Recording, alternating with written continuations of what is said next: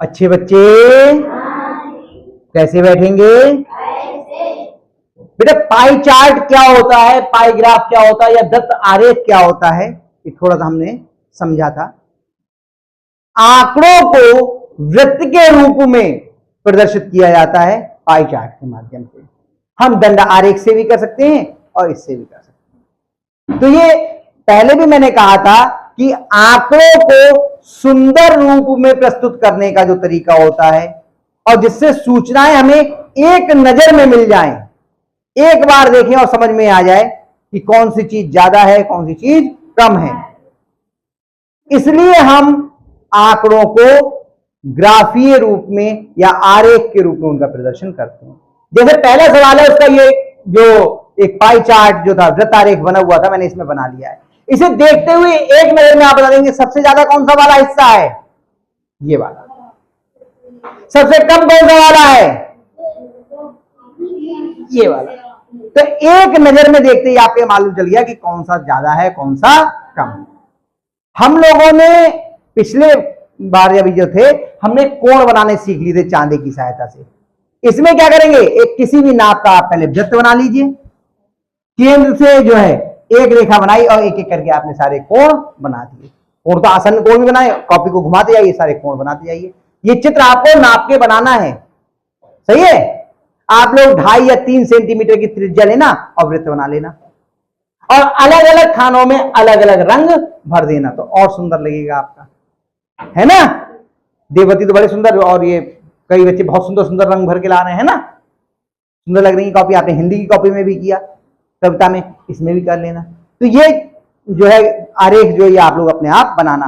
लेकिन यहां पर आपको आरेख बनाने का वैसे ही सवाल नहीं है, इस सवाल में कुछ प्रश्न दिए हैं आपको। ये जो वृत्त आरेख है ये पढ़ना सीखना है कि हम कैसे पढ़ेंगे मतलब इसमें क्या सूचनाएं दी हैं उनको समझेंगे कैसे। तो पहला प्रश्न क्या है इसका, सबसे अधिक शिक्षार्थी किस श्रेणी में उत्तीर्ण हुए हैं, बताओ। सबसे अधिक आपकी अपनी किताब में भी है, यहां पर भी बना हुआ है, बताओ सबसे अधिक किस श्रेणी में उत्तीर्ण हुए हैं? कौन से में हुए हैं? क्या खा रहे हो लला, खड़े हो जाओ, अम्मा ये खा जाओगे, अभी मत खाओ, बाद में खा लेना आराम से, सही है। अभी रख लो, अभी पढ़ लीजिए, फिर बाद में आराम से मौका देंगे तब खा भी लेना, ठीक है। अभी ये कर लीजिए। तो ये जो चित्र है इसे देख के हमें प्रश्नों के उत्तर देने हैं, इससे पूरा ध्यान इधर दीजिए। पहला प्रश्न है कि किस श्रेणी में सबसे अधिक शिक्षार्थी उत्तीर्ण हुए हैं, बताइए। तो पहले प्रश्न का उत्तर क्या हो गया, द्वितीय श्रेणी।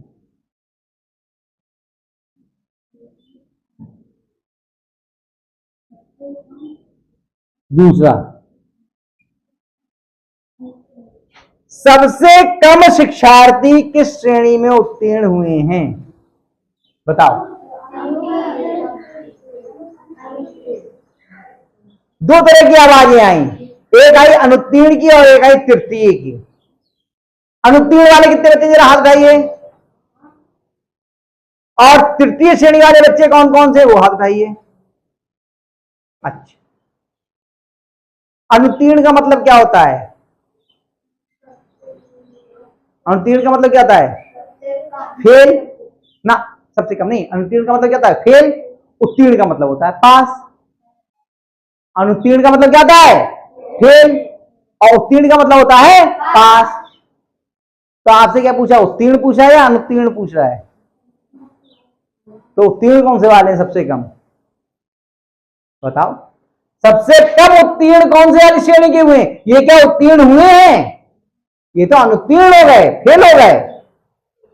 सबसे कम उत्तीर्ण किसमें हुए बताओ। उत्तीर्ण वाले कौन कौन से हैं, प्रथम श्रेणी में उत्तीर्ण, द्वितीय श्रेणी में उत्तीर्ण या तृतीय श्रेणी में उत्तीर्ण, ये तो अनुत्तीर्ण हैं। तो बताओ कौन से वाले सबसे कम उत्तीर्ण हुए हैं, कौन सी श्रेणी में? तृतीय श्रेणी भी गलत था। कौन सी श्रेणी के सबसे कम उत्तीर्ण हुए हैं, प्रथम श्रेणी। वो तो अनुत्तीर्ण होगा बेटा, प्रथम श्रेणी। आई बात समझ में, नहीं आई? आगे तीसरा, अनुत्तीर्ण शिक्षार्थियों की संख्या कितनी है? अब संख्या पूछी है, तो ये कोण है अनुत्तीर्ण का, कितना कोण है बताओ? 30 अंश। ये केंद्रीय कोण कहलाता है। क्या कहलाता है? और बिंदु के चारों ओर कुल कोण कितना होता है? कितना होता है? तो किसी की भी हमें संख्या निकालनी है तो नियम होता है केंद्रीय कोण बटे 360 अंश गुणा कुल संख्या।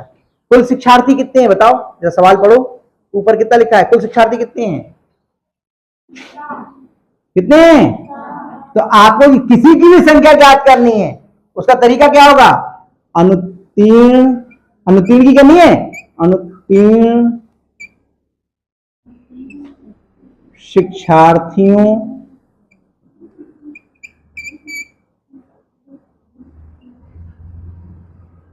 की संख्या बराबर केंद्रीय कोण। क्या चीज? केंद्रीय कोण बटे 360 अंश गुणा कुल संख्या। ये चार आपकी चीजें हैं। कुल संख्या मालूम हो, केंद्रीय कोण मालूम हो, तो आप जो है शिक्षार्थियों की संख्या निकाल सकते हैं, अनुत्तीर्ण वालों की, उत्तीर्ण की भी, प्रथम श्रेणी, द्वितीय श्रेणी, जिसकी चाहो निकाल सकते हैं। तो बताइए अनुत्तीर्ण शिक्षार्थियों का केंद्रीय कोण कितना है?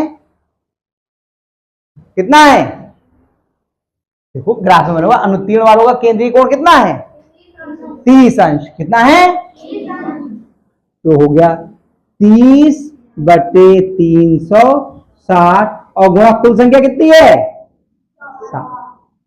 ये तो है, शून्य से शून्य कट गया, 6 कम 6 और 6 छंग 6 कम 6, 6 पंजे, बटे में 1 आ गया तो खत्म हो गया। वो तो एक लिखा नहीं जाता है। तो कितने छात्र अनुत्तीर्ण हुए? 5। 5 एकम,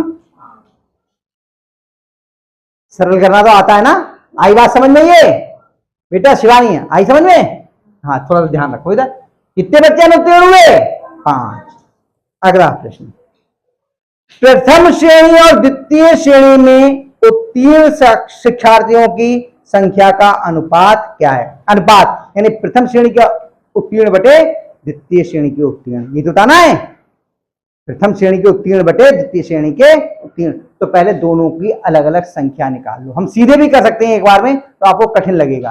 पहले प्रथम श्रेणी के उत्तीर्ण की संख्या निकाल लीजिए, द्वितीय श्रेणी के उत्तीर्ण की संख्या निकाल लेते हैं और फिर दोनों का अनुपात निकाल लेंगे। चलिए करते हैं। क्या आप में से कोई बच्चा करना चाहेगा निकालना? ये जैसे हमने अनुत्तीर्ण शिक्षार्थियों की संख्या निकाली है, ऐसे प्रथम श्रेणी के उत्तीर्ण की संख्या, फिर द्वितीय श्रेणी के उत्तीर्ण की संख्या निकालना चाहोगे? करोगे हिम्मत यहाँ आगे? सुमित, नहीं करोगे? हिम्मत भी नहीं करोगे? अरे गजब भाई गजब। तो प्रथम श्रेणी की मैं निकालता हूं पहले, फिर देखिए। प्रथम श्रेणी में उत्तीर्ण शिक्षार्थियों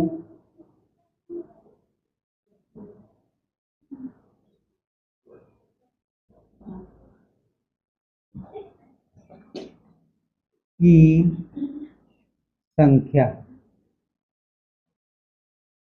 बराबर क्या आएगा? ऊपर क्या लिखेंगे बोलो?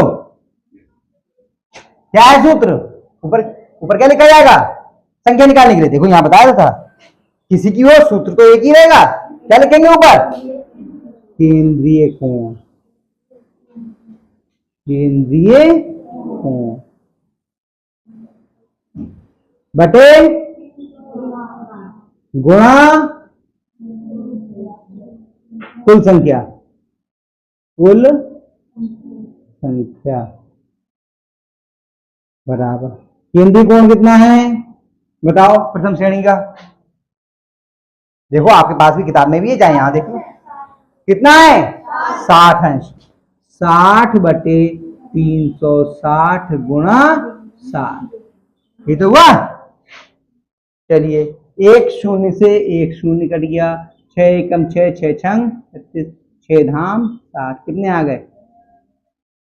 कितने आ गए? 10। अब ऐसे ही निकालें द्वितीय श्रेणी की उत्तीर्णों की संख्या। अब नीचे जगह बची नहीं और इधर भी बहुत थोड़ी थोड़ी सी जगह बची है, कहां करें भाई? यही करते हैं, क्यों? यही बनेगी दीवार, क्योंकि हमारे पास में ये ऐसे आ गया ना, ये लंबे लंबे लिख गए। चलिए यहां लिखते हैं, थोड़ा छोटा करके लिख देते हैं, द्वितीय श्रेणी के छात्र। पूरी नहीं लिख रहा हूं मैं, ठीक है? शिक्षार्थी, शिक्षार्थी लिख रहे हैं ना, शिक्षार्थी। थोड़ा छोटा लिख दिया मैंने, पूरी बात नहीं लिखी। द्वितीय श्रेणी में उत्तीर्ण की जगह केवल लिखी द्वितीय श्रेणी के शिक्षार्थी, इसलिए छोटा लिख दिया क्योंकि जगह नहीं है हमारे पास में। आप चाहो तो यहां से पूरी बात लिख सकते हो, ठीक है? बराबर। बताओ सूत्र क्या होगा? ऊपर क्या आएगा? केंद्रीय कोण बटे गुणा कुल संख्या 360 है। बताओ इसका केंद्रीय कोण कितना है? द्वितीय श्रेणी का केंद्रीय कोण कितना है? 160, 100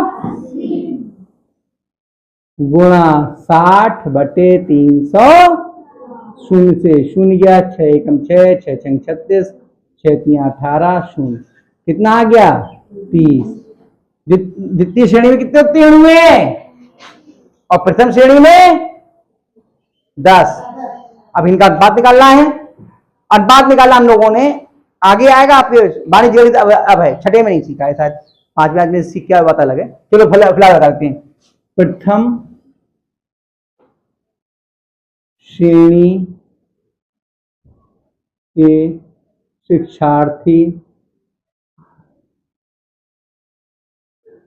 और द्वितीय श्रेणी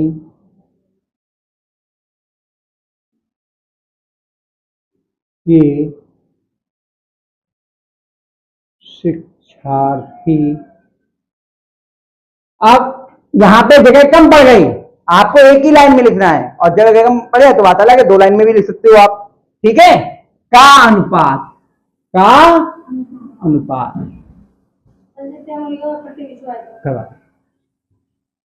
तो प्रथम श्रेणी और द्वितीय श्रेणी का अनुपात बताना है।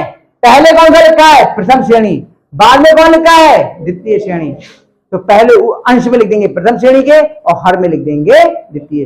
बेटा बस्ता समेटना शुरू कर दिया, इधर पढ़ा रहे हैं, समझ लो, ये समझ में नहीं आएगा नहीं तो। अब ये लंबा सवाल है, थोड़ा सा उलझा हुआ है।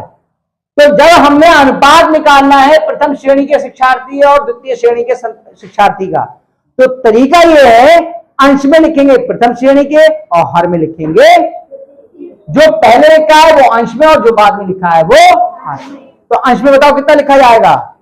10, और हर में कितना लिखा जाएगा? शून्य से शून्य कट गया, अंत में शून्य कट गया। अब सरल और नहीं हो सकता, जितना सरल हो सकता था कर ले, और उसके बाद में क्या जाएगा? 1 अनुपात, ये अनुपात का चिन्ह ऐसे होता है, 2 बिंदु रखते हैं, 1 अनुपात 3, बस हल हो गया। क्या किया हमने? पहले प्रथम श्रेणी के शिक्षार्थी निकाल लिए, द्वितीय श्रेणी के शिक्षार्थी निकाल लिए, और फिर इनका अनुपात निकाल दिया। आया समझ में? तो इसको आप उतार लीजिए और उसके बाद में इस सवाल को फिर से अपने आप भी घर से जरूर करना, तब समझ में आएगा। उतार लीजिए।